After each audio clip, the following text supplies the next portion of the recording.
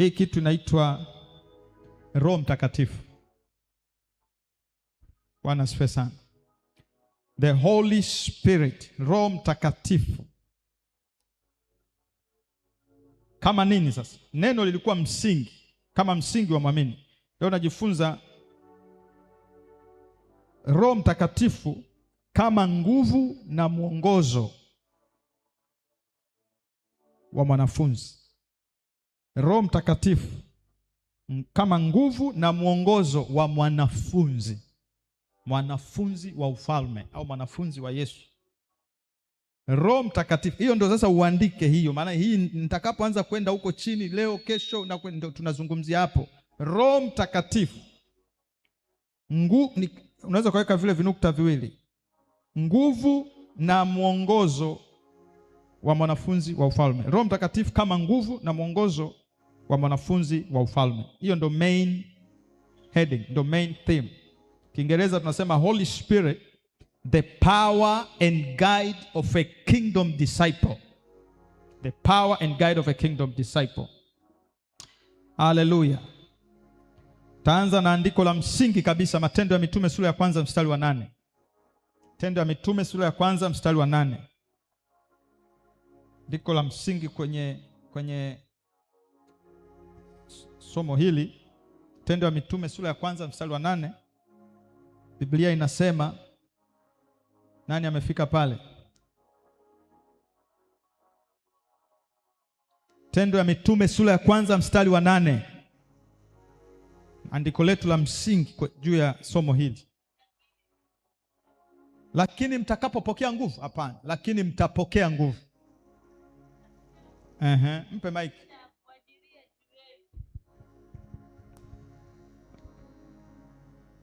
Lakini mtapokea nguvu akisha wajiria juu yenu Roho Mtakatifu, nanyi mtakuwa mashahidi wangu katika Yerusalemu na katika Uyahudi wote na Samaria na hata mwisho wa nchi. Amen.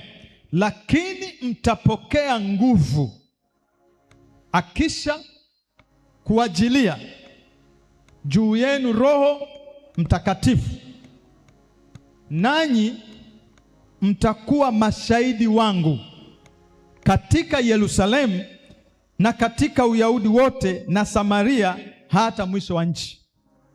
Mtapokea nini? Nguvu. Sema nguvu. Kwa kichwa cha somo kinasema Roho Mtakatifu kama nguvu na nini?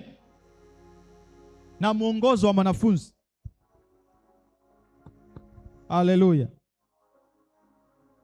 Sasa mwanafunzi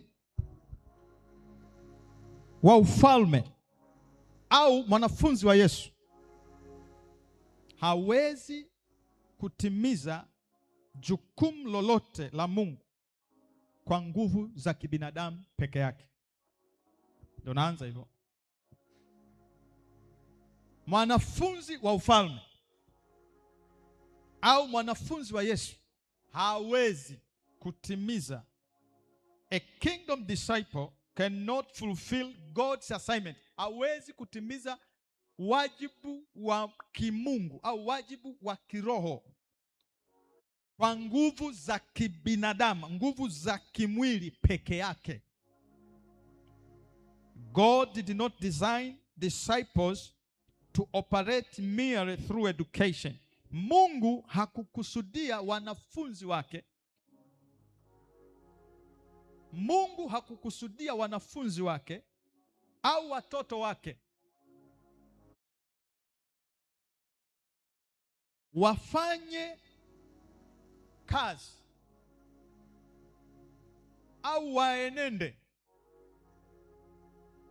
kwa kutegemea mfano elimu tu peke yake. Elimu tu, labda amesoma tu. Mungu hakudesign watoto wake waishi kwa kutegemea mfano elimu tu.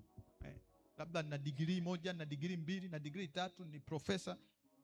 Sio mpango wa Mungu kwamba mwanadamu aishi kwa operate duniani. Haleluya. Kwa kutegemea nini? Elimu yake tu kwa mfano. Amen. Au kwa kutegemea talent, kipawa tu. japo yeye ndiye anayegawa vipawa. Haleluya, amen. Lakini hakudesign, yani hujadisainiwa. Mwanafunzi wa Yesu hajadisainiwa na Mungu aishi kwa kutegemea talent tu, au kupitia talent tu, aongozwe na talent tu, aongozwe na elimu yake tu.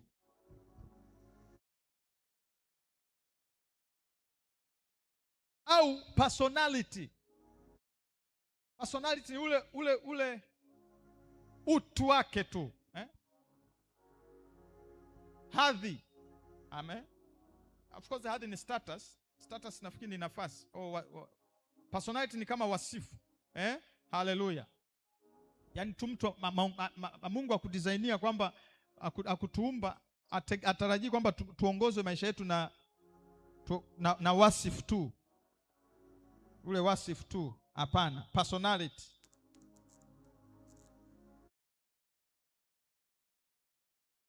Amen.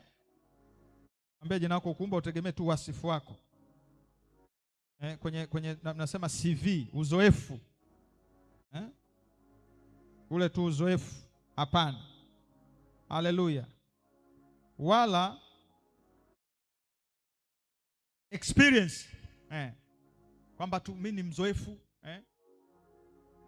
kwa hiyo nategemea uzoefu. Kuna watu wengine anaamini uzoefu tu.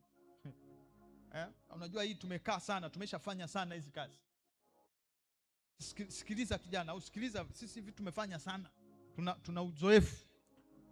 Kuna watu wengi wanaenda mbele za Mungu hata kwa uzoefu tu. Wanafikiri anaweza akafanikiwa mbele za Mungu kwa kutumia nini? Uzoefu peke yake. Hapana, hiyo sio design ya nani? Sio design ya Mungu. Haleluya.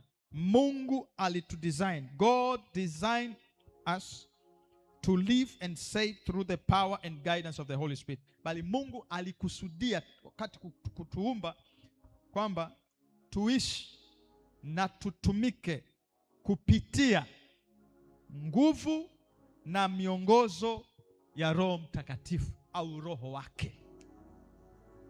Kwa maana hapa duniani Yesu alipoondoka hakuahidi kitu chochote. Haleluya. Hakusema nitawatumia hela benki. Hakusema nitawatumia majumba. Alisema nitawatumia nani? Msaidizi ambaye ni Roho wa kweli. Yeye atawaongoza, atawafundisha.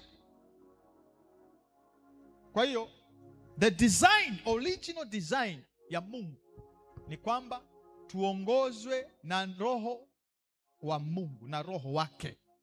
Pokea neema katika jina la Yesu. Haleluya. Yesu mwenyewe, Jesus himself operated through Holy Spirit. Yesu mwenyewe alifanya kazi kupitia maongozi ya nani? Kupitia msaada wa nani? Wa Roho Mtakatifu. Sasa imagine Yesu mwenyewe alimhitaji Roho Mtakatifu. Wewe ni nani? Muulize jana kwa wewe ni nani? Haleluya. Kuna mtu anajua kuliko Yesu? Kuna mtu ana personality kuliko Yesu? Lakini Yesu alitegemea Roho Mtakatifu. Na kabla hajaanza hata hajaingia kwenye assignment yake, Biblia inasema Mungu alimpaka Yesu Kristo. He anointed Jesus Christ with the Holy Ghost, kwa Roho Mtakatifu and power, na nguvu. Haleluya. Kwa hiyo tunahitaji Roho Mtakatifu. Mwanafunzi wa Yesu atakuwa effective kwenye huu wanafunzi. Utakuwa effective, utakuwa na ufanisi kama utajua namna ya kushirikiana na kumshirikisha na kuhusiana na Roho Mtakatifu. Pokea neema katika jina la Yesu. Soma katika Luka sura ya 4 mstari wa 18. Luka sura ya 4 mstari wa 18. Biblia inasemaje? Roho Mtakatifu, we need him. Holy Spirit, we need you. Luka sura ya 4 mstari wa 18.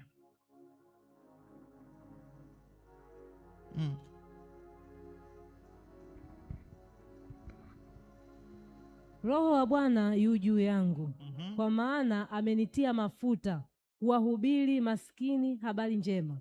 amenituma kuwatangazia wafungwa kufunguliwa kwao, na vipofu kupata kuona tena, kuwaacha huru waliosetwa. Roho wa Bwana yu juu yangu. Huyu ni Yesu anasema haya maneno. Haleluya. Roho wa Bwana alikuwa juu yake.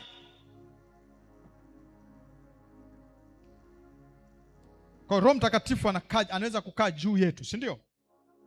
Amen. Alafu anafanya nini? Anasema kwa maana amenitia mafuta. Okay? Tafsiri yake ni kwamba Roho wa Bwana alikuwa juu ya nani? Ya Yesu. Kupitia nini? Kwa njia ya nini? Usiwaze hewani. Mimi waga na kufundisha tunachosoma hapa. Kwa siku zote nikikuuliza kitu usifikiri na kuuliza nategemea nini akili yako ilete ubunifu. Madhabahuni hatuleti ubunifu. Madhabahuni unaulizwa kinachoendana na nini? Na neno la Mungu. Kwa hiyo usije ukapata shida. Mimi nikikuuliza kitu usije ukaanza usitaki ubunifu. Hapa nakuwa ujue kuna kitu kiko kwenye neno pale. Kiangalie. Narudia tena. Roho wa Bwana yu juu yangu kwa maana amenitia mafuta. Sasa ndio nakuuliza, Roho wa Bwana anaweza kuwa juu yetu, si ndio? Anakuwaje juu yako? Kwa mujibu wa hilo andiko ulilosoma hapo. Usiwaze hewani hapo. Kupitia mafuta. Haleluya. Mafuta kwenye nini? Na kama ni juu, maana yake ni wapi? Ni wapi? Kichwani. Hapa pia utaelewa vitu vingi zaidi ya hicho, si ndio? Utapata faida kubwa. Amen. Sasa tuendelee.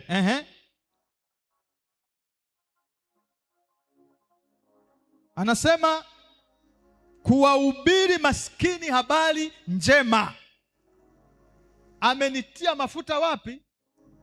Kichwani mwangu. Ili ufanyaje? Kuwahubiri maskini habari njema. Mwanafunzi wa Yesu unahubiri, si ndio? Tunatakiwa kuhubiri, tunatakiwa kushare. Tumesema pale, si ndio? Tumemaliza kwenye neno la Mungu. Ushare na wengine, si ndio? Uwe na uwezo, na tukaomba, Baba naomba uwezo pia wa kufundisha mtu mwingine kile ninachokijua, kuhubiri. Lakini tunaambiwa sasa kwenye Roho Mtakatifu, ili tuweze kuhubiri tunahitaji Roho Mtakatifu wapi? Juu. Amina. Hapa ndipo inakuja umuhimu pia wa mwanafunzi wa Yesu. Haleluya. Kuombewa ujazo wa Roho Mtakatifu na kupakwa nini? Mafuta. Haleluya. Sijui unaelewa neno la Mungu? Anasema niwahubiri maskini habari njema. Amenituma kuwatangazia wafungwa kufunguliwa kwao. Sasa hizi habari njema ni zipi? Habari njema ni zipi? Ya kwanza, kutangazia nani? Wafungwa kufunguliwa kwao. Hiyo ndio habari njema. Kwa hiyo watu wanaulizaga, sasa natangaza habari gani? Unamtangazia aliyefungwa kwamba unaweza Yesu amekufa ili wewe uwe nini? Uwe huru. Unaweza kuwa huru hata sasa hivi. Yesu anaweza kukufungua hata sasa hivi. Haleluya. Kuwatangazia wafungwa kufunguliwa kwao, si ndio? Alafu anasema kwa wewe unatangaza wafungwa mko huru, na huko ndiko kuhubiri. Haleluya. Amen. Yesu amekufa ili wewe uwe huru. Hata sasa ukiamini Yesu anakuweka huru. Yesu ndio anayekuweka huru. Wangapi uko tayari? Unataka Yesu akuweke huru? Ndio, niko tayari. Mwambie njoo. Mwambie Bwana Yesu, umesema atatangaza wafungwa wawekwe huru. Muweke huru. Huyu anataka kuwekwa huru kwa jina la Yesu. Haleluya. Watangazie wafungwa kuweka huru. Pokea neema kwa jina la Yesu. Hii ndio wajibu wa mwanafunzi. Anasema watangazie wafungwa kuweka huru. Alafu kingine anasema kufunguliwa kwao, si ndio? Na vipofu kupata kuona tena. Wasiojua, wasioona waelewe. Kupata kuona tena. Kuwaacha huru waliosetwa, waliokandamizwa. Amina. Yesu ndo anasema hizi ndo kazi amekuja kufanya, na wewe unakuja kuzifanya kwa sababu Yesu alisema kazi ni, anasema aniaminie mimi, kazi nizifanyazo na yeye atafanyaje? Atazifanya. Kwa kama hii ndio ilikuwa wajibu wa Yesu, huu ndio wajibu wa nani? Wa mwanafunzi. Pokea neema katika jina la Yesu. Haleluya. Huu ndio wajibu wetu. Wajibu wetu sio kusali tu. Ambia jina, wajibu wako sio tu kusali Jumapili, Jumatano, beba Biblia, kusali, kulala, kusali tena, kulala, kuamka, kwenda kanisani, kusali, kulala. Huo sio wajibu wa mwana. Hizo ni dini. Bwana akufanye kuwa mwanafunzi kwa jina la Yesu. Haleluya. Unapoamka, hichi ndicho mwanafunzi anafanyaje? Anawaza. Nani nimtangazie mfungwa? Nani awekwe huru? Haleluya. Nani Yesu anitumie kumweka huru? Nani Yesu anitumie kumtangazia kufunguliwa kwa? Nani aliyesetwa na nguvu za giza ili niwende mimi nimpelekee Yesu? Yesu afanyeje? Amfungue kwenye kusetwa. Hiyo ndio jukumu la mwanafunzi, na hao ndio matawi yanayosafishwa. Huo wewe kwa jina Yesu. That's the role. Kuwatangazia. Sijui kama unanielewa. Halo, kama unanielewa punga mkono. I understand. Yes. Anasema kuacha huru waliosetwa. Anasema sina uwezo. Ukishaielewa hii na ukaichukua kama ni wajibu wetu sasa, maana Yesu alisema kama mimi Baba alivyonituma na mimi nafanyaje? Nawatuma. Kwa tumetuma, mwambie mpendwa, tumetuma, mwambie tupo kwenye mission, mwambie upo kwenye mission. Umeokolewa kwa ajili ya kazi. Yale ambayo Yesu angeyafanya unapaswa uyafanye wewe. Haleluya. Kuwaseta kuacha huru waliosetwa. Hivi waliosetwa au walioteswa? Ndio hao waliosetwa. Kiswahili. Waliosetwa, mseto. Kiingereza kinasema those who are oppressed. Waliokandamizwa. Sasa mseto si unajua ni mchanganyiko. Kwenye vitu vikaa kwenye mchanganyiko maana vimekandamizana. Haleluya. Hakuna mchanganyiko bila kukandamizana. Mchanganyika pale kuna mkandamizo, mseto, waliosetwa. Kiswahili kiko sawa. Waliokandamizwa. Haleluya. Ushakutana na watu wamekandamizwa? Ngoja tuende kwa uhalisi. Umeshaona mtu aliyekandamizwa? Na ukajua yani huyu amekandamizwa. Au huyu mama anakandamizwa, au watu wanakandamizwa. Waliosetwa na nani? Na adui. Umeshakutana mtu aliyesetwa na adui, alikandamizwa na adui. Hana uhuru, hana amani, hana furaha, amenyong'onyea. Kila siku ana story mpya ya changamoto za anasema nimeenda hospitali, nimekunywa kila dawa, nimeona kila tabibu, lakini hata mtoto wangu kuna nyumba moja kuna nyumba moja nafikiri haiko mbali, wao wanapata miseto hii ya namna hii.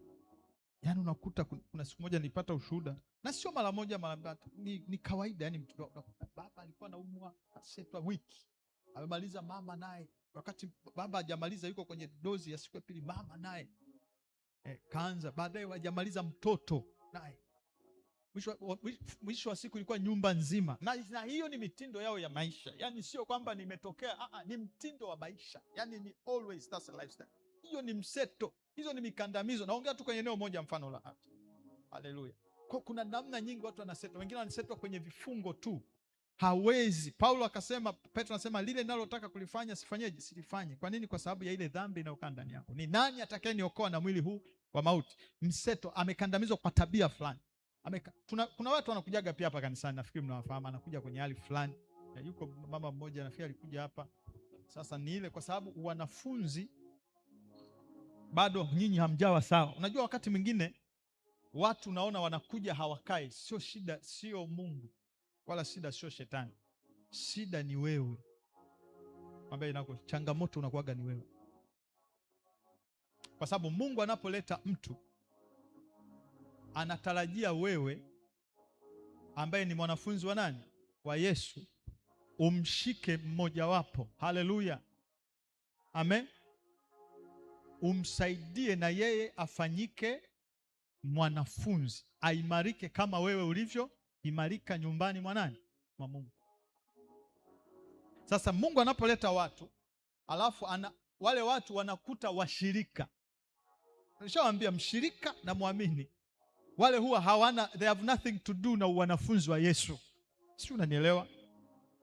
Wale huwaga hawana chochote kufanya na wanafunzi wa Yesu, kwa sababu wale ni watu wa kusali, wale ni washirika wa dini, watu wa kusali, kubarikiwa, kuombewa, kuondolewa stress za wiki na nini, watoe sadaka, waende nyumbani, waendelee na maisha yao. Hawawazi chochote kinachohusu wajibu wa nani? Wa mwanafunzi, sawa sawa na mwalimu aliotuachia tunaosoma. Hawawazi hiyo kitu. Kwa hiyo ili watu wapone, ili watu wamjue Mungu, ili watu wafunguliwe, ni lazima watoto wa Mungu wafundishwe, wawe wanafunzi, na tuanze kufanya wajibu wa nini? Wa wanafunzi. Ndipo ndugu zako wataokoka, na wakiokoka watasimama. Ndipo jamaa zako Mungu atawaokoa, na akiwaokoa watasimama. Kwa nini? Kwa sababu wataukuta mfumo wa wanafunzi unafanya kazi, kuanzia kumuimarisha katika level ya mtu mmoja mmoja, katika level ya watu wa vikundi. Haleluya! Unaona, kanisa la kwanza sasa walidumu katika ushirika wa nyumba kwa nyumba, walidumu katika kumega mkate nyumba kwa nyumba, na katika fundisho la nani? La mitume. Kwa hiyo ina maana wewe utakuwa na mwanafunzi wako, atakuwa ni rafiki yako, atakuwa ni ndugu yako. Haumpendi kwa sababu ya pua yake, haumpendi kwa sababu mnafanana. Hapo inatakiwa agape love. Ni wajibu wa wanafunzi, ni wajibu wa kimungu. Haleluya! Na Roho wa Mungu atakuwepo. Bwana asifiwe sana, kuhakikisha tunapendana kwa pendo la nani? La Mungu. Okay, neema katika jina Yesu. Kwa wanafunzi ni kufanya kazi ambazo Yesu angefanyaje? Angefanya. Anasema kuwaweka huru waliosetwa. Mstari wa 19, kutangaza mwaka wa Bwana uliokubaliwa. Amen. Na kutangaza mwaka wa Bwana uliokubaliwa.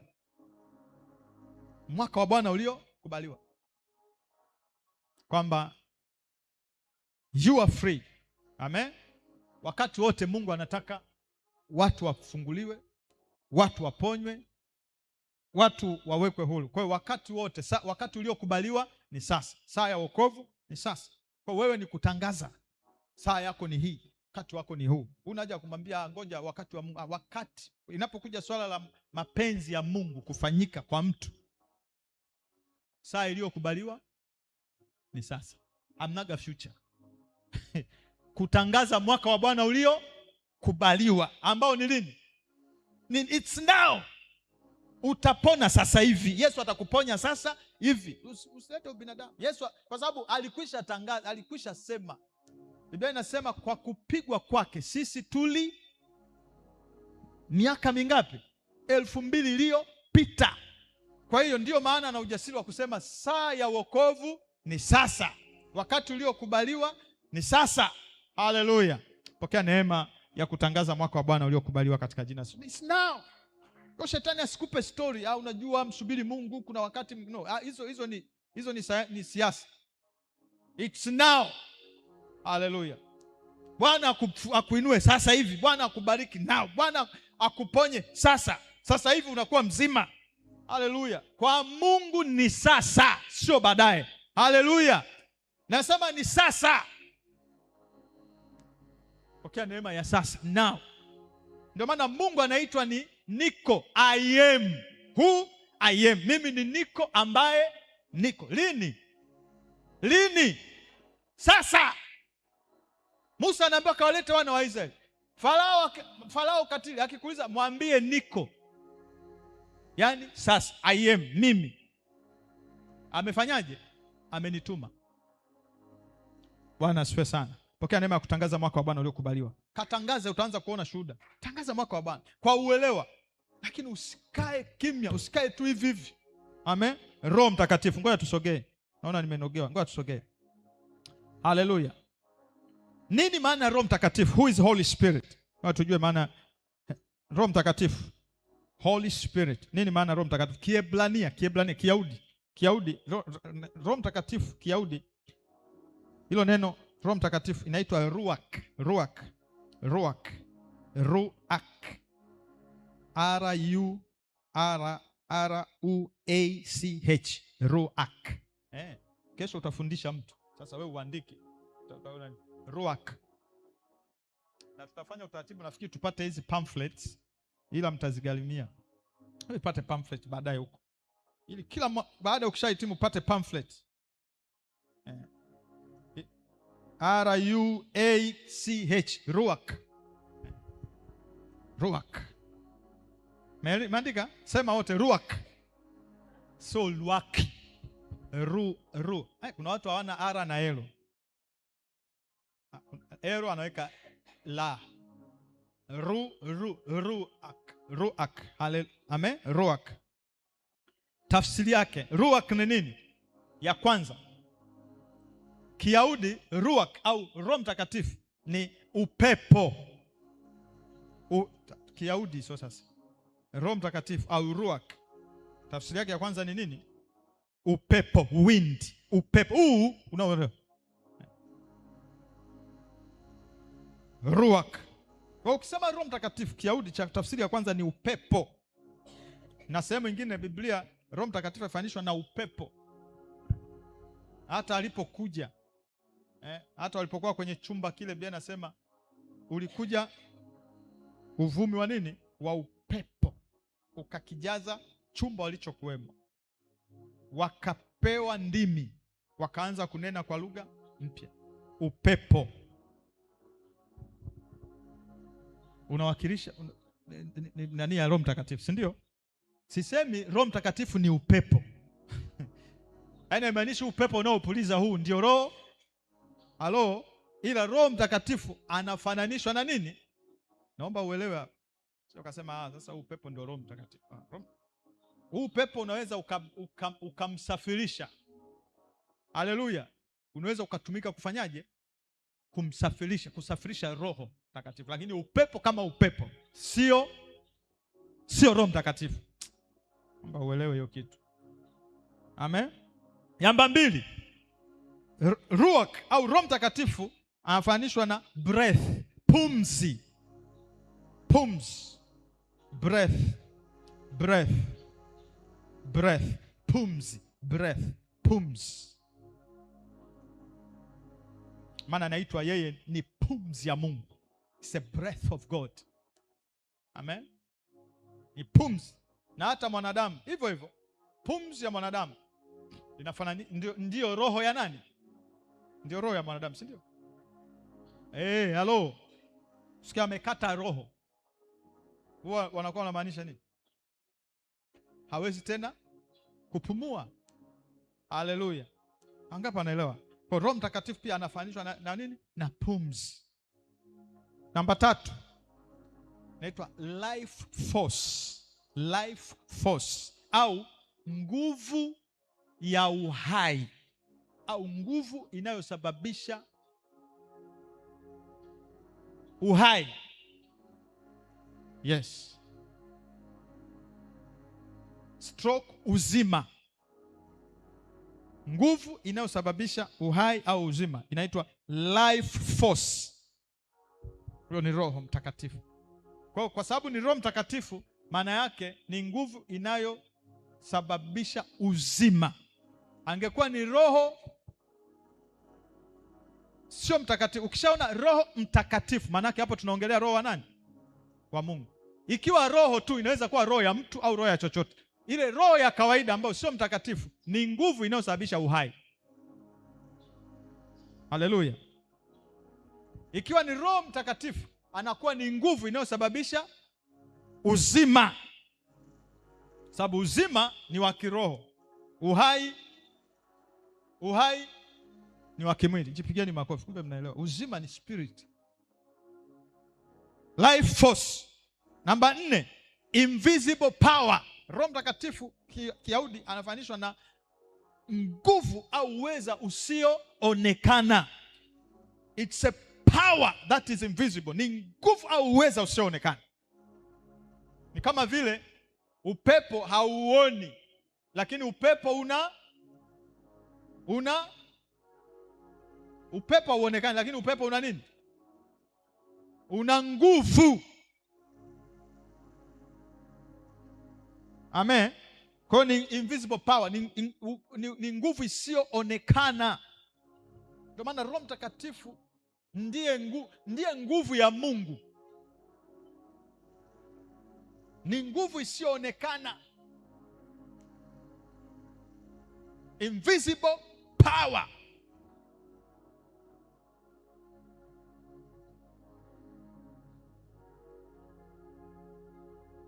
Kwa ndani mfano ya upepo iko nguvu,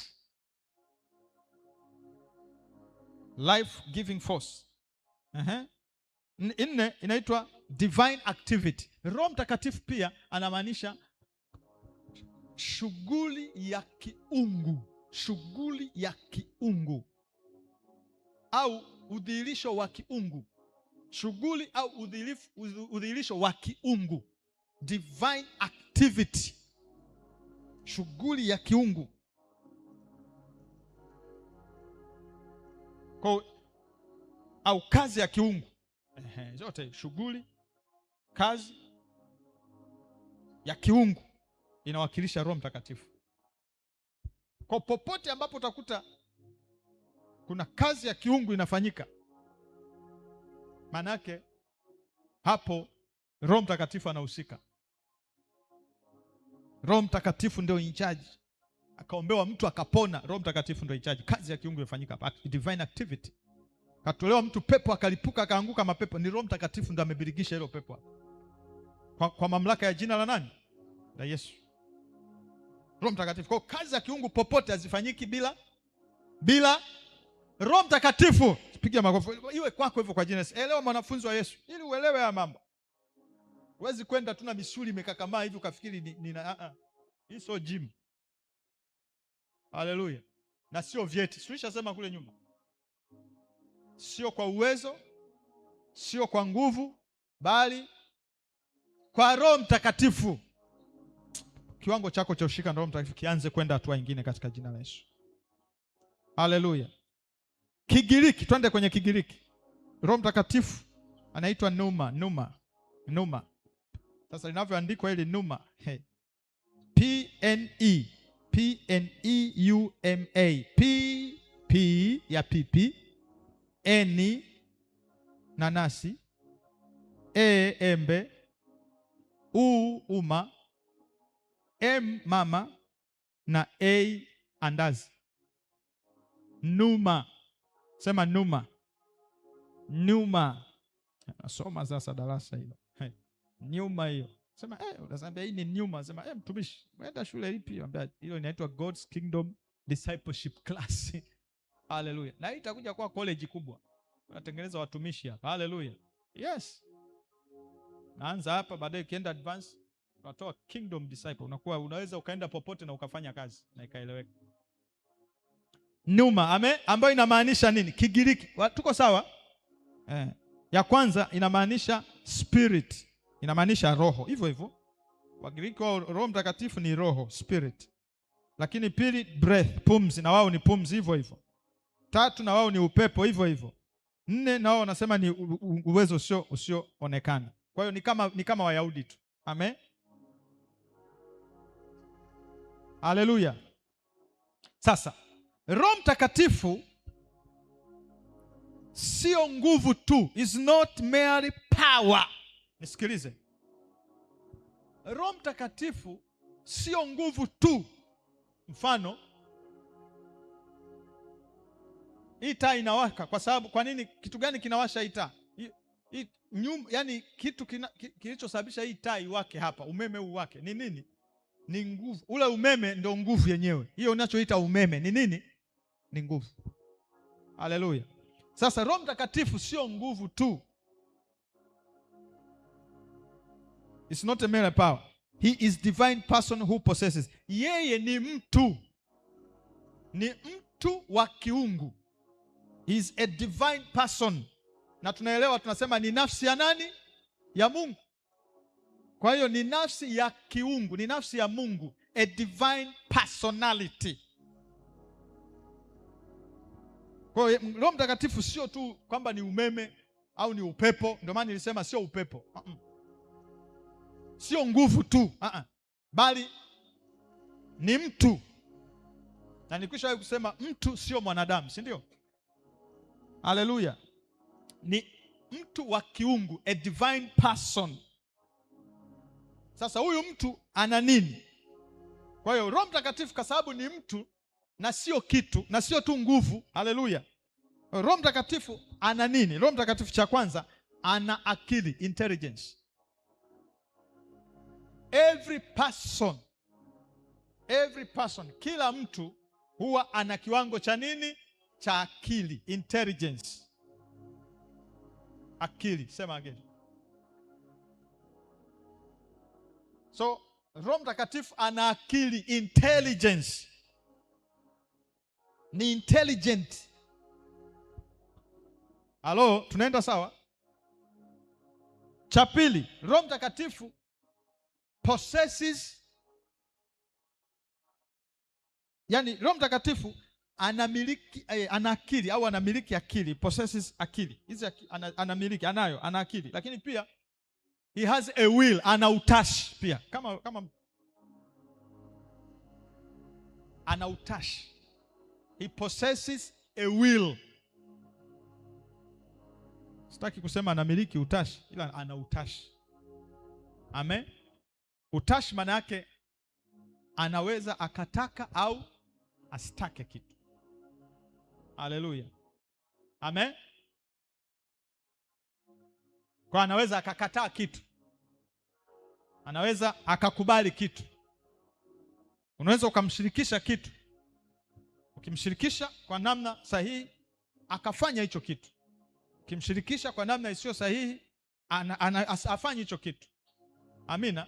Biblia inasema mfano, msimhuzunishe Roho Mtakatifu. Manake kwa sababu ni mtu, huwa anaweza kufanyaje pia? Kuhuzunika. Haleluya. Hiyo ni Biblia. Msimkufuru Roho Mtakatifu. Mtu anayepuuza utendaji kazi au kazi za kiungu anafanishwa na mtu anayemkufuru nani?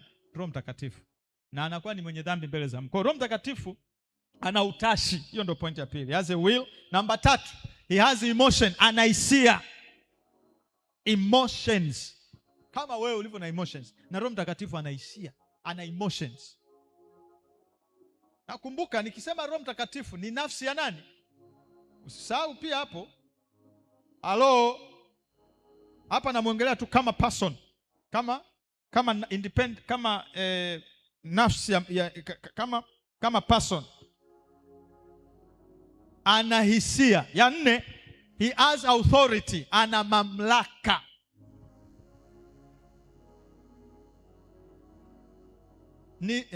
Ana mamlaka. Nishaandika, ana mamlaka. Maana yake nini? Nini maana ya mamlaka? Mamlaka ni uhalali wa kutumia nafasi au nguvu. Uhalali. Kwa anao uhalali wa kutumia nguvu za Mungu. Anao uhalali. Haleluya. Yeye ndiye amekasimiwa. He has authority. Yesu alipoondoka, amen, aliyekasimiwa na Mungu, nguvu za Mungu ni nani? Roho Mtakatifu. Kwa ajili yetu sisi wanadamu. Roho Mtakatifu ni kwa ajili yetu. Ngoja nikwambie, Roho Mtakatifu hajatolewa kwa ajili ya ulimwengu. Haleluya. Na Biblia inasema hakuja kwa ajili ya nini? Ya ulimwengu. Amen. Bali aliletwa kwa ajili yetu. Hiyo ndio namna ambayo Mungu aliona ni kwa kupitia Roho wake tunaweza tukainteract na nguvu zake bila kuumizwa, bila kuwa na madhara. Haleluya. Kwa hiyo Roho Mtakatifu ndiye amekasimiwa matumizi au kuratibu utendaji kazi wa Mungu kupitia watu wake, au watoto wake. Bwana asifiwe sana. Hallelujah. So Holy Spirit possesses intelligence, will, emotions and authority.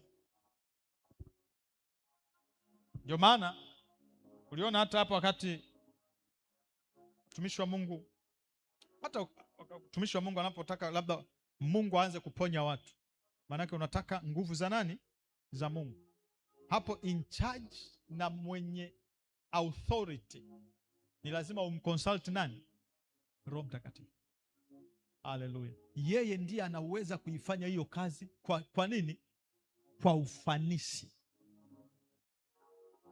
Amen. Ukienda bila Roho Mtakatifu, kumshirikisha Roho Mtakatifu, utakwama. Tunaona wana wa Sikwewa walienda kukemea pepo kwa jina la Yesu. Haleluya. Kwa imani, maana walikuwa na imani na Yesu, ndio maana walimtaja, si ndio? Halo. Na walikuwa na jina, si ndio? Lakini walikuwa hawana nini? Hawana Roho Mtakatifu. Ndio maana wakaulizwa kwa mamlaka ya nani? Halo. Kwa hiyo mapepo huwa yana challenge mamlaka. Kwa nini? Kwa sababu yanajua protocol, yanazijua itifaki za kiroho. Amen. Kwenye Agano la Kale mamlaka ilikuwa inatoka kwa mtu inaenda kwa mtu. Mtu anakabidhiwa aidha mfalme, akiwa mfalme ana mamlaka na wana Mungu amemwekea mtu. Kwenye Agano Jipya mamlaka ya Mungu imekasimiwa kwa nani? Halo.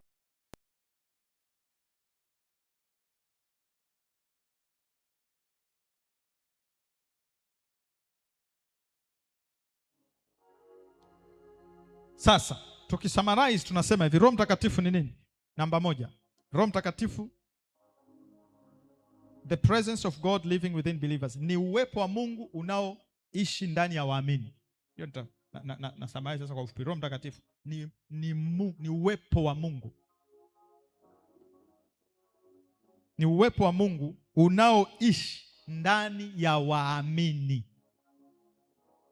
Ukiwa siku zote unasikia ndani yako kuna bubujiko, ndani yako ni kama ushirika wako na Mungu uko sawa, hiyo ni dalili ya kwamba una ushirika na Roho Mtakatifu. Yaani ni dalili ya uwepo wa Roho Mtakatifu. Kwa hiyo ni presence of God. Hiyo ni dalili ya kwamba Mungu yuko active ndani yako. Utamsikia kwa kusikia uwepo wake ndani yako. Kwa hiyo Roho Mtakatifu nini? Roho Mtakatifu anaitwa the teacher of truth, ni mwalimu wa kweli. Roho Mtakatifu is a teacher of truth, ni mwalimu anayefundisha kweli, mwalimu wa kweli, teacher of truth. Sio true teacher, teacher of truth, mwalimu anayefundisha kweli. Hakuna kupinda wala hanyoshi. Yaani Roho Mtakatifu hapindishi wala afanyeje? Adanganya. Yeye ndiye rula ya Mungu. Haleluya. Anachosema yeye ni hicho. Yaani Roho Mtakatifu, ndio maana Biblia inasema wako watu watatu washuhudiao ndani yetu. Amen. Namba 3, the empowerer for kingdom assignment, ndiye mwezeshaji wa majukumu ya kifalme au ya kimungu. Ndiye anayetuwezesha, empowerer. Yeye ndiye anatupa uwezo wa kufanikisha majukumu au wajibu ambao Mungu anakuwa ametupa. Is an empowerer. Tumesikia anasema mtapokea nguvu. Namba 4, Roho Mtakatifu ni the guide unto God's will, ndiye muongozaji kuelekea kwenye mapenzi ya Mungu. Is a guide into God's will. Is a guide into God's will. Unataka kuyafanya mapenzi ya Mungu wakati wote, kuyajua na kuyafanya, Roho Mtakatifu. Shirikisha Roho Mtakatifu. Yeye atatuongoza kwenye mapenzi ya Mungu yenye yaliyo kamilifu, makamilifu. Maana mapenzi ya Mungu yako yanayopendeza na yapo yaliyo kamilifu. Perfect God's will ni Roho Mtakatifu. Namba 5, the one who transforms character. Roho Mtakatifu ni yeye anayebadilisha mwenendo wa mtu. Ni yeye ndiye anayemuumbia mtu wa tabia au wasifu wa Mungu. Ni Roho Mtakatifu. The one who transforms character, anayebadilisha mtu Na kweli unaweza kujijua hata kabla hujaokoka ulikuwaje. Kabla hujakaa katika ushirika na Roho Mtakatifu kupitia neno lake, kupitia mifumo ya Mungu, kama ibada na nini, unajijua ulivyokuwa. Lakini kwa sababu uliinteract na Roho wa Mungu kupitia neno lake, kupitia ushirika, umeanza kujishangaa. Kuna tabia nyingi tu zimekatika kwenye maisha yako. Kuna vitu vingi, kuna mienendo mingi imekufa. Nani kaviua? Ni Roho Mtakatifu. Ndio ana uwezo wa kutransform, kubadilisha mwenendo wa mtu. Haleluya. Ndio maana kwenye hizi huduma au kwenye makanisa, kwenye mara nyingi tunatakiwa kumtumia nani? Roho Mtakatifu, kumshirikisha. Hata kama una mtoto ana tabia, mweke kwa Roho Mtakatifu. Haleluya. Yeye ndiye ana ability, kwa sababu ndiye amepewa authority, ndiye aliyekasimiwa mamlaka ya kutumia power of God. Bwana asifiwe sana. Yohana sura ya 14 mstari wa 26. Yohana sura ya 14 mstari wa 26. Let's see what the Bible says. Yohana 14:26. Biblia inasema,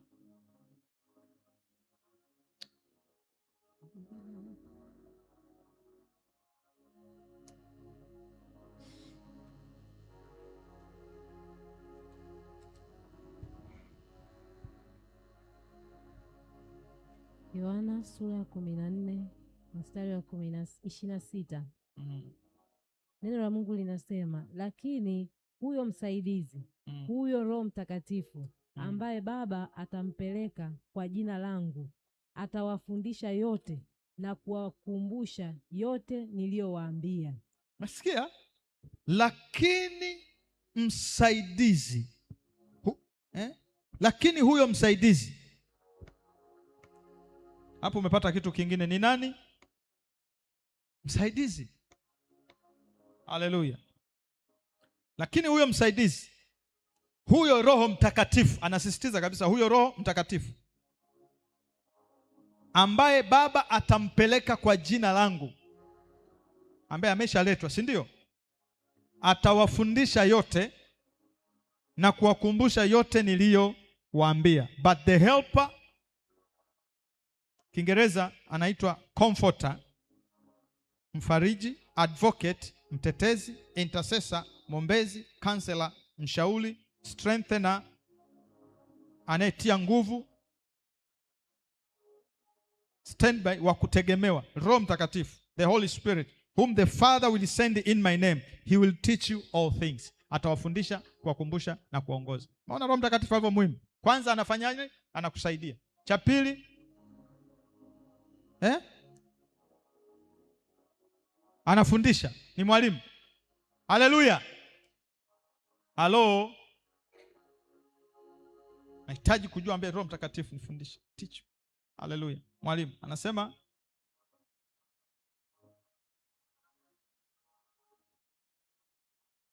na kuwakumbusha.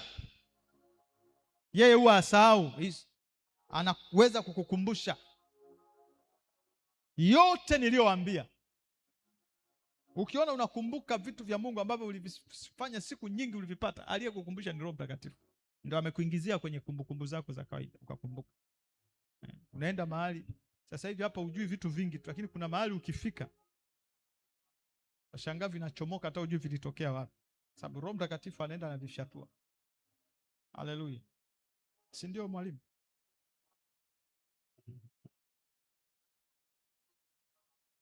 Haujalikwa tena? Au ndo unachukua material sasa ili uende ukamwage?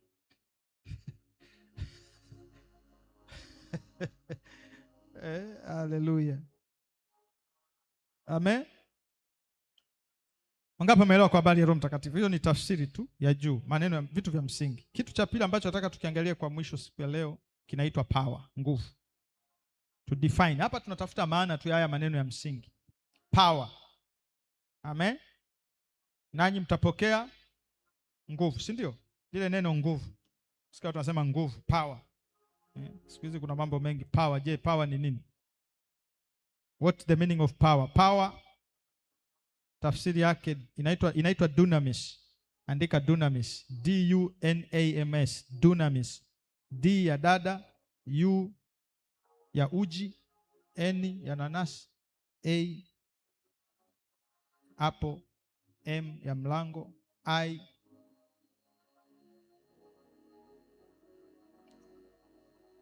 na S. Dunamis. Hiyo ni Kigiriki, wanasema dunamis, power. Tafsiri yake dunamis maana yake ya kwanza, ability, uwezo. Power is ability, ni uwezo. Power, ability, uwezo.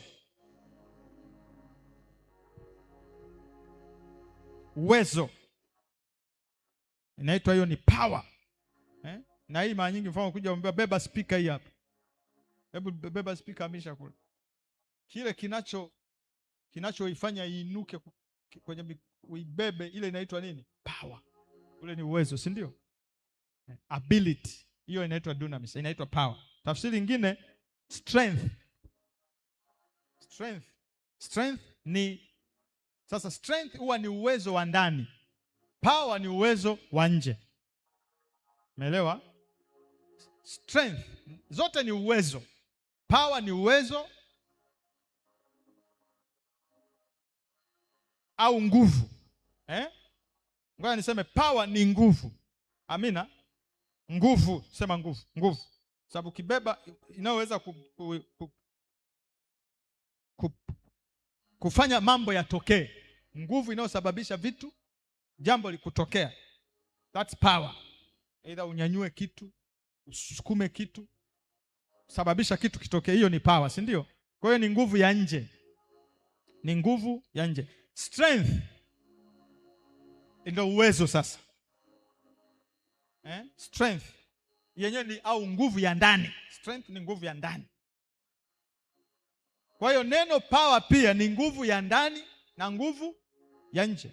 Nguvu ya ndani ndio kama hizo sasa, ile nguvu nasema unakifua. Unakifua. Hapo kinachoulizwa ni nini? Ni nguvu ya ndani inayoitwa nini? Unakifua, nikwambie unakifua. Una nguvu ya ndani. Hapa ulizii msuli wa kubeba speaker. Nguvu ya ndani, yani uwezo wa kupokea uwezo wa kupokea hata taarifa ngumu na bado usichanganyikiwe, si ndio? Unakifua. Nguvu ya ndani. Kusamehe, nguvu ya ndani ni power. Amen. Ukarimu mfano ni nguvu ya ndani. Natoa mfano tu, nguvu ya ndani. Hiyo nayo ni power. Haleluya. Supernatural capacity, uweza wa kiungu. Uweza usio wa kawaida, usio wa kibinadamu.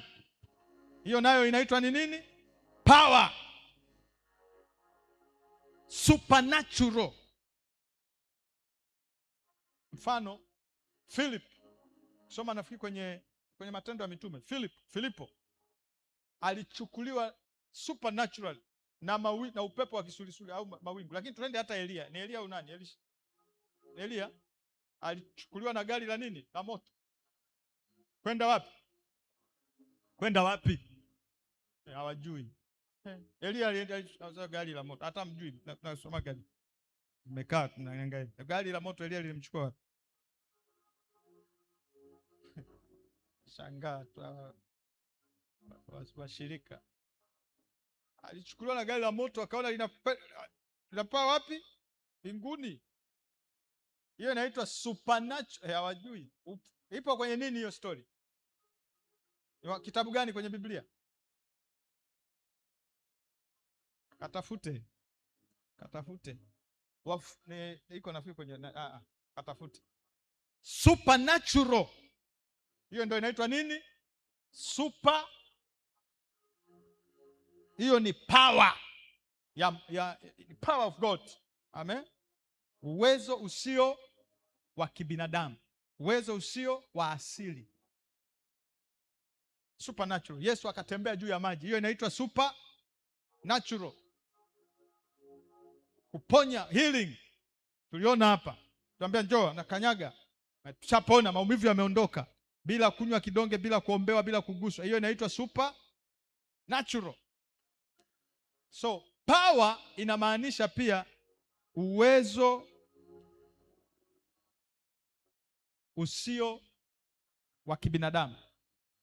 Haleluya.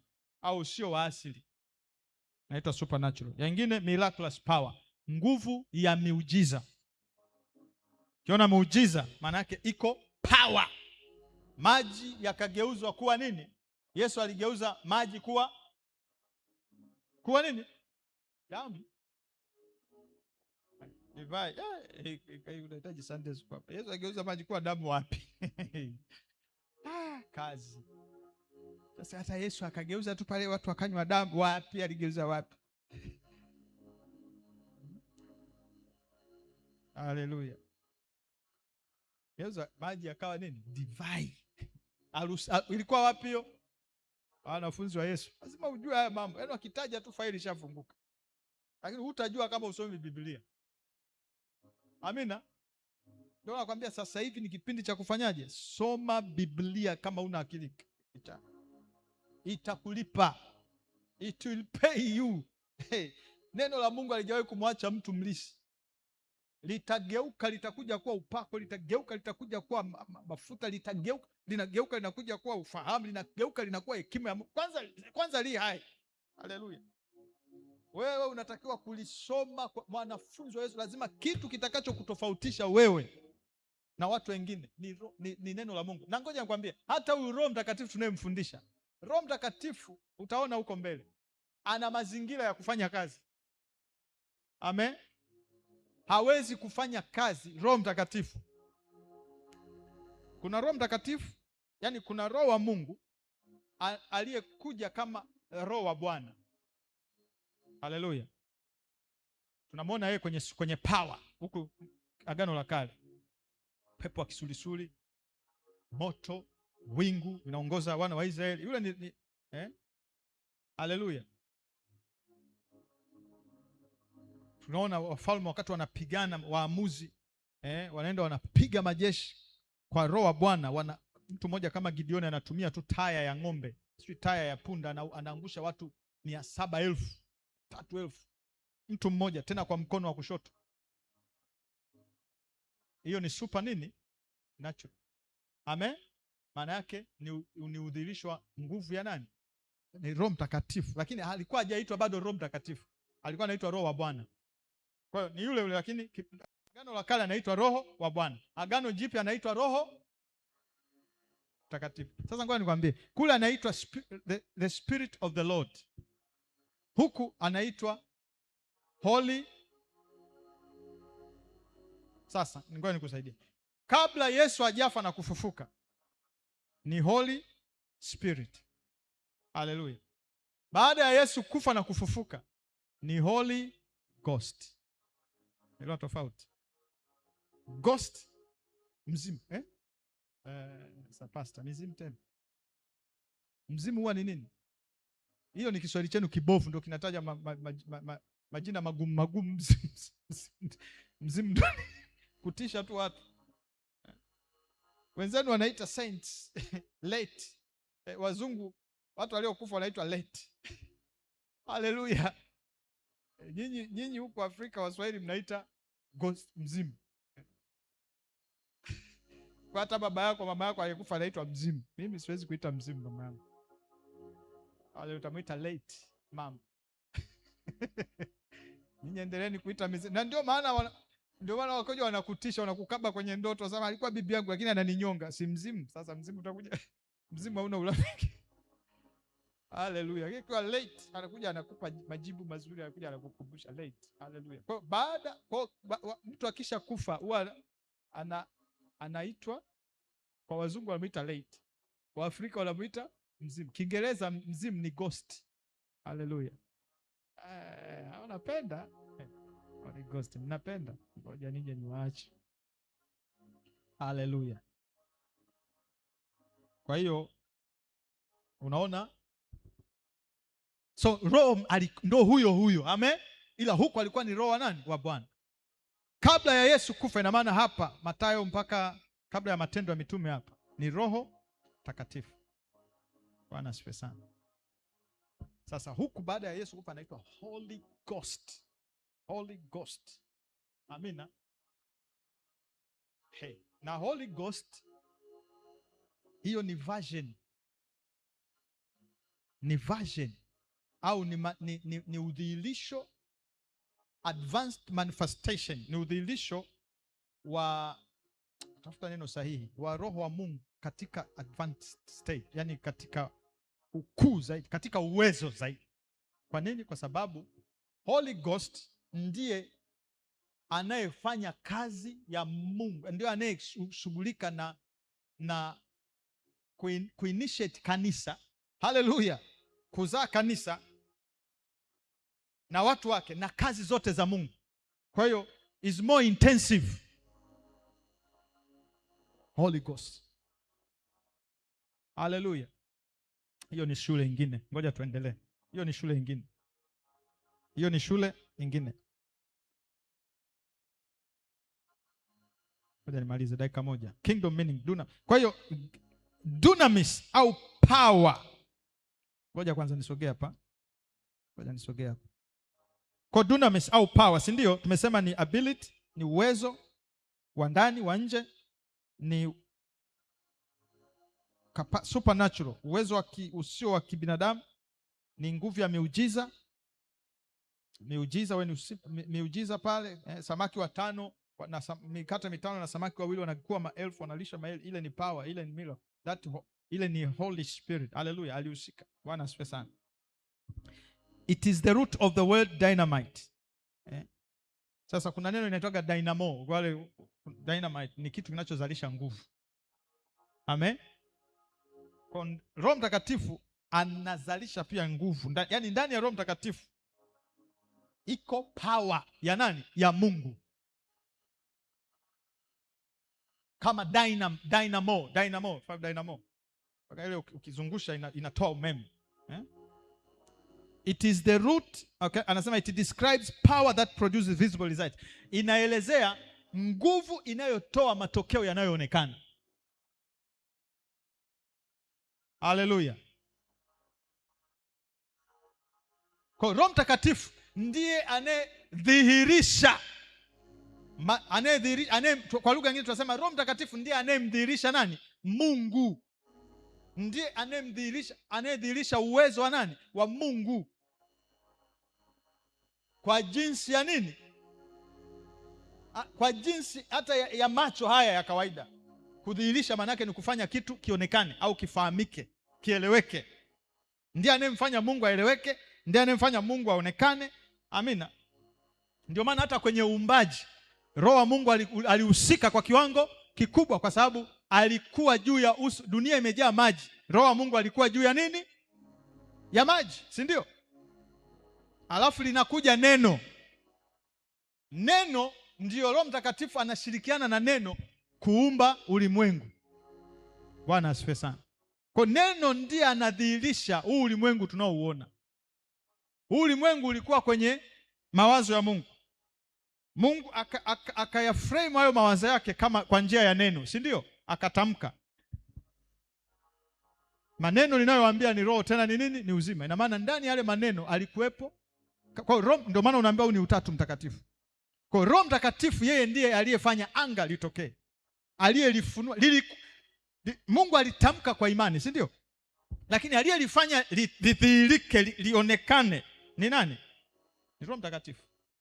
Kwa Roho Mtakatifu ni wa muhimu. That's my point. Piga makofi Roho Mtakatifu. Unahitaji Roho Mtakatifu. Ndio maana ukiona hata mahali mambo yanatokea, hata hapa tunafanyaga mambo hapa. Unafikiri tunafanya kwa sababu ya nini? Anayefanyaga yatokee ni nani? Watu wenyewe ni thithi. Sema ni thithi hawa. Si useme ni thithi. Au waga tuna wazungu hapa. Hivi na viti hivi vya 3 hujaongeza idadi. Hivyo. Lakini kila mtu anasemaga jamani, kwa kweli, jamani ni nini? Na hapo ni kidogo. Tukiinua imani tutafanya mambo. Biblia inasema kwa msaada wa Roho Mtakatifu tutafanya mambo makubwa. Pokea neema hiyo katika jina la Yesu. Ni Roho Mtakatifu ndiye anayeweza kufanya ukafanya mambo makubwa. Sio kwa uweza, sio kwa nguvu, bali inakupa. Ndio maana nawafundisha hapa, mnakuwa mnaona Na hapa tutafanya mambo makubwa. Hii ndio tumeanza. Haleluya. Makubwa ili akili yako ione. Na ni watu wenyewe ni nini? Ni thithi. Na unaweza kuwa hata mshahara hujapandishwa. Huo tu. Kwa sababu Roho wa Mungu yeye ndiye anaye mobilize. Yeye aliumba mbingu. Mungu alikuwa hana dunia. Ila Mungu alikuwa na wazo la kuwa na nini? Jamani. Mungu alikuwa na nini? Bwana akupe wazo kwa jina la Yesu. Pokea wazo kwa jina la Yesu. Alichofanya ni kutamka mawazo. Alafu Roho Mtakatifu, kwa sababu pia yeye na Roho wake wana nini? Wana ushirika. Ni nini? Ni mmoja. Haleluya. Kwa alipotamka mawazo yake kwa njia ya maneno, Roho Mtakatifu, kwa sababu kwenye neno yuko Roho. Huwezi ukamtenga neno na Roho. Ndio wamesema maneno nayowaambia ni roho, tena ni nini? Ni uzima. Where there is a word, there is a spirit. Ndio maana angalia maneno unayosikia. Kila maneno unayosikia iko roho nyuma yake inaumbika. Haleluya. Alipotamka mawazo yake, Roho wake anaenda kufanyaje? Kudhihirisha. Ndio maana hapa tutatamka sana. Na anza kutamka mambo kwenye maisha yako. Anza kutamka mambo kama crazy. Haleluya. Usiangalie mfuko, usiangalie hali, usiangalie bank. Speak out and the Holy Spirit, hallelujah, will bring it into fruition kwa namna ambayo wewe uelewi. Njia za Bwana sio njia zenu. Mawazo yake sio rabayadabashanda. Kama watu wanaelewa hii kitu. Sio kama unapata hili hivyo. Roho Mtakatifu, mwambie mpendwa, Roho Mtakatifu ndiye mpango mzima. Holy Spirit. Ndio maana tunahitaji ushirika naye. Ushirika naye. Hallelujah. Andika maandiko atumalize. Ni andiko moja tu, Zakaria sura ya 4 mstari wa 6. Tutaendelea kesho. Zakaria sura ya 4 mstari wa 6. Tena ndio nimetoka kusema ile andiko. Wengine hawajui liko wapi, hilo hapo sasa. Maana mnalisemaga tu hata mjui hilo hapo. Zakaria 4:6. Powerful. English nasema it not by might nor by power but by my spirit says Lord of hosts. Kayada bashanda. Not by might. Si kwa uwezo. Hey. Nisikilize na kutafsiria hapa ndo namaliza hivi. Hili ndo andiko namaliza. Shika hii kitu, kuna kitu nitakupa hapo kitabadilisha maisha yako. Sio kwa uwezo. Na ili uone kwa nini unamhitaji Roho Mtakatifu kama mwanafunzi wa Yesu. Bila Roho Mtakatifu wewe ni tupu. Sio kwa nini? Sio kwa uwezo. Kwa yako mambo ambayo tunaelewa uwezo ukiwepo unaweza kusababisha mambo kufanyika, si ndio? Yaani kuna mambo yanatokea kwa sababu tumesema pia power ni uwezo unaosababisha mambo kufanyaje? Kufanyika. Sasa ngoja nikwambie. Kuna mambo ambayo sasa uwezo una mipaka. Uwezo ndio maana uwezo wa Amos unaweza kuwa sio uwezo wa Tony. Unaweza kuwa sio uwezo wangu. Halo, wangapi wanakubaliana na mimi? Kwa sababu uwezo unatofautiana na uwezo una nini? Una mipaka. Kwa hiyo mambo ambayo ni makubwa yako nje ya uwezo wako. Maana yake ukitegemea uwezo wako ni ngumu kufanyaje? Sio kama nazungumza. Unanielewa? Hebu punga mkono, unanielewa? Mbona unapiga miayo sana hivi mtu wa Mungu? Umefunga. Okay, nisikilize, namalizia. Sio kwa ila andiko linasema sio kwa uwezo. Maana yake ni nini? Kuna mambo ambayo yako nje ya nini? Nisikilize. Wangapi una mambo unataka lakini yako nje ya uwezo wako? Nakupa siri hiyo. Hawajaelewa. Hata mimi yako mengi nataka yako nje ya nini? Uwezo wangu. Sababu uwezo wa mtu una mipaka. Anasema sio kwa uwezo. Tena anasema tena sio kwa nini? Uwezo. Wala sio kwa nguvu. Kuna wale wanaotegemea nguvu tu. Nguvu ya labda nguvu ya uchumi, nguvu ya elimu, nguvu ya nini, sio kwa nguvu. Anasema sio kwa uwezo, sio kwa nguvu. Ina maana yako mambo makubwa kuliko nguvu ya mtu. Kuliko elimu, kuliko ujuzi, kuliko uzoefu. Hizo zote ni nguvu. Haleluya. Tunasema ability. Hayo mambo pia. Anasema sio kwa uwezo wala sio kwa nini? Sio kwa nguvu. Bali Hey. Ni kwa nini? Ni kwa roho yangu. Kwa hiyo Roho Mtakatifu ndiye anayeweza kutusaidia au kutufanyia mambo makubwa na ya ajabu yaliyo nje ya uwezo wala nguvu tulizo nazo. Pokea kiwango kipya cha ushirika na Roho Mtakatifu. Utakuwa ushangilie sana hiyo umepewa mtaji. Ulitakuwa umepewa jibu la muhimu kwenye maisha. Umepewa kodi, inaitwa kodi. Kwa hiyo wewe ndio maana unapotaka kufanya jambo, uhitaji kwanza kuconsult hali yako. Haleluya. Hakuna yote aliyefanya vitu vya ajabu supernaturally aliendeshwa na hali yake, aliendeshwa na mfuko, aliendeshwa na nawe. Huyo aliendeshwa sasa. Ukienda hivyo manake umeenda unategemea nini? Nguvu. Unategemea nini? Uwezo. Roho Mtakatifu ndio super gear. Roho wa Bwana ndiye super gear. Ukiingia kwenye kumshirikisha pamoja naye, anakuhamisha, anakuambia unataka nini? Nataka kujenga nyumba mwenzangu, anakuambia inawezekana. Unahitaji tu ku apply necessary energy, usiingize mashaka. Haleluya. You need to do the right thing. Lakini nasema yote yanawezekana kwake amini. Unataka nini? Nataka hichi, anakuambia inawezekana. Ukimlilai, ukimtegemea, ukimshirikisha, ukimtii, atafanikisha hicho kitu ambacho unakiamini. Sio kwa uweza wala sio kwa nguvu, bali ni kwa Roho Mtakatifu. Pige Yesu makofi. It's not by might. Juzi nilikuwa naangalia, kuna kijana mmoja wa Tanzania tangu mdogo kwa na ndoto kuwa mtu mkubwa. Alikuwa ni Roho wa Mungu tu, na Roho wa Mungu ndio anatuwekea, kwa sababu kama Mungu anasema nilikujua tangu nalikuchagua tangu ulipokuwa tumboni mwa nini? Mwa mama yako. Kwa hiyo maana wewe sio mpya mbele zake. Akumwambia jina lako hamna unalolipitia jipya, Mungu alijua. Sababu alikujua tangu kuwepo misingi ya ulimwengu. Siku nyingi wewe ulikuwepo kwenye mawazo yake. Leo yule kijana anaishi ndoto zake. Kaoa mtoto wa rais. Kutoka kwenye familia duni kabisa, isiyo hata na jina, Mwanza huko. Kaoa mtoto wa Rais Ruto. Sio kwa uweza wala kwa nguvu, bali kwa Roho. Haleluya. Tutaendelea kesho. Bwana asifiwe sana. Roho Mtakatifu.